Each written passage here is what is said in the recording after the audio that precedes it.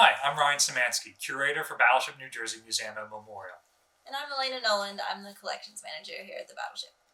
So today we're going to talk about the longest deployment of a warship since World War II, New Jersey's deployment to Beirut in 1983, and some artifacts we have in the collection relating to that. So, New Jersey was recommissioned in December of 1982. After that, she spent some time reactivating or activating for the first time her new missile systems, and then she was going to be sent on a cruise to the Far East, showing the flag. At this point, she's the only battleship in commission anywhere in the world, and some stuff happened, and President Reagan used the battleship for the reason he was recommissioning her and started deploying her all over the place. So she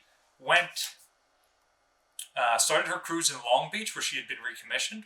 She went from there to Pearl Harbor, then on to Subic Bay, to Singapore and Thailand, and then back towards Nicaragua, where there was some communist stuff going on. From Nicaragua, she was diverted through the Panama Canal to Lebanon, where the Lebanese Civil War was going on. On the way to the Mediterranean, she was so desperately needed there that she outran her destroyer escorts and left them behind. Either they didn't have the speed to keep up in heavy seas, even though they should more or less have the same speed, or they didn't have the fuel capacity to make it. Regardless, New Jersey just blew straight through into the Mediterranean. This deployment began on June 9th, 1983, and it was expected to last about 3.5 months. With the Nicaragua and then Lebanese situation, the cruise ended up lasting until May 5th, 1984. That's when she returned to Long Beach. Now, in the meantime, in addition to all the countries she also visited in the Mediterranean, Israel, Egypt, Italy, France, and Spain before heading back to Panama and Long Beach. So some other important dates. She hit Panama on September 12th. September 25th, she was off the coast of Lebanon. October 23rd, 1983, the barracks bombing happens, in which New Jersey loses a crew member, Chief Gorchinsky, who was at the barracks at the time of the bombing. And she is there from October of 83 all the way up until April 2nd, 1984. During this time, we wanted to have a battleship there as a show of force. Nowadays, we would use a carrier strike group, and we did have 15 of those at the time. However, carriers make poor power projection assets. You don't see them. They're way off out to sea, and every now and again, one of their planes flies over really high. If you've got a battleship off your coast, you know you've got a battleship off your coast. And while there, New Jersey fired her 16-inch guns into Lebanon. It was the first time guns like that had been fired since the Vietnam War. The reason they were waiting till April is the battleship Iowa had been taken in hand after New Jersey was commissioned, and she was going to be recommissioned next. Whereas New Jersey had gone about a decade since her last time in service, it had been the late 50s since Iowa had been in commission. She still had World War II anti-aircraft weapons and fire control systems on board, so it took considerably more work to reactivate her than New Jersey. The crew of New Jersey had a saying while they were off the coast of Beirut. How do you spell relief? I-O-W-A. As it happens, Iowa never made it. New Jersey left on April 2nd, and Iowa wasn't commissioned until April 28th. And they rushed her commissioning, so she never did her inspection prior to coming online, and they never did all the work to her engines and guns that should have been done in the first place. So there was some deferred maintenance that stayed with that ship through the 1980s. As you can imagine, the crew was not pleased once you hit, almost a year on your ship. You're ready to go home. We'll leave links in the description box down below to these Jerseymen. Hold that pin, please. Thank you. To both these Jerseymen that we have posted to Facebook, or we will be posting to Facebook, so you can actually read them. This one is basically a message from the captain to the crew, because one of the crew members wrote a letter to the Long Beach Telegraph, I believe it's called, basically going, Mr. President, where is the Iowa? We want to go home. So this is from 2nd of April, 1984, when they are finally getting to head home. But no Iowa in sight, as we've said. The other Jerseyman is really, really fun. So this was actually sent both to the crew and their families, and it's about what will happen as they come home.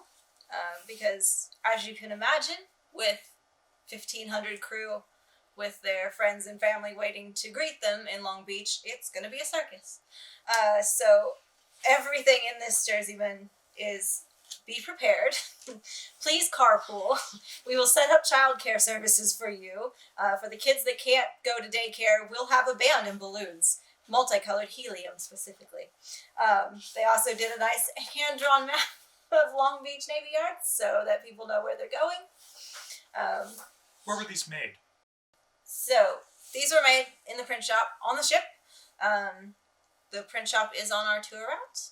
We have the storage room for the print shop is on the yellow tour route. And the actual print shop, which we have not actually restored yet, but you can look in, is also on the yellow tour route. It's in the works. Come back, check back later.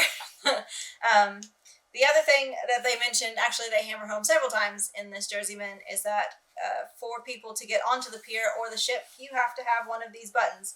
This is actually from coming back from Westpac in '86, but they would have had the same kind of button. It says "Welcome Home." Welcome home. This one says USS New Jersey. I think the other one says "Welcome Home BB-62," or the Big J. Various ones, depending on the commission or the homecoming. But this was your get onto ship pass, basically. And these changed from time to time, like during World War II in Korea. And actually, I think Vietnam too. There were solid colored patches or buttons, usually red, yellow, or blue. These are from the 80s. So the Navy did try to do stuff for the crew, since an 11-month deployment is fairly unprecedented. They brought in relief, or reservist sailors to relieve active duty crew members, and they were able to swap out maybe a third of the crew like that and send the active duty sailors home partway through the deployment. They also tried to set up a thing where they would send crew members from the ship home for brief leaves and then bring them back. And probably a decent percentage, maybe a quarter of the crew managed to do that before the return trip.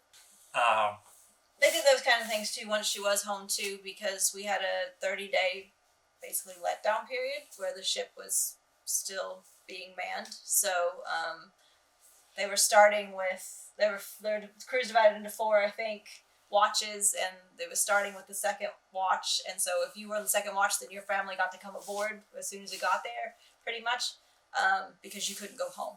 So, also, New Jersey got out of other deployments like that for a while because a number of maintenance issues came up because she had just been recommissioned. So things like the ship's World War II era 1MC announcing system didn't work so well anymore, so that had to be replaced throughout the whole ship. Some of the head facilities, to save money, had not been modernized yet, so they were still, they could have still been as old as World War II troughs, or they might have been more recent than that, but they still weren't up to modern standards, so that all got restored. So after coming home, the ship stayed in port for a while and did a lot of maintenance work, so the crew had time to spend liberty at home. Well, thanks for watching with us today. Tune back in the future to see more videos about the ship's history and objects we have in the collection here. Remember to like, share, and subscribe to find out that we have more content going on. If you have any questions, leave a comment down below. And check the comments for links to some of the stuff we talked about here, and also for ways to donate and support the channel and the museum. Thanks for watching.